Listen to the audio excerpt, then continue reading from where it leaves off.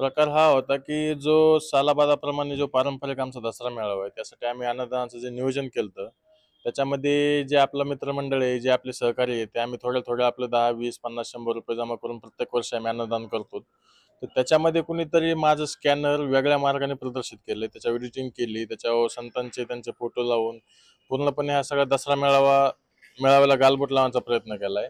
आणि S-P साहेबांकडे, S-P ऑफिसला जे मी आता निवेदन दिलंय, जो कोणी हा खोडसाळपणा केलाय, जो सामाजिक तेढ निर्माण करायचा प्रयत्न करतोय, त्याच्यावर यांच्याकडे कारवाई करण्यासाठी मी निवेदन दिलेलं आहे.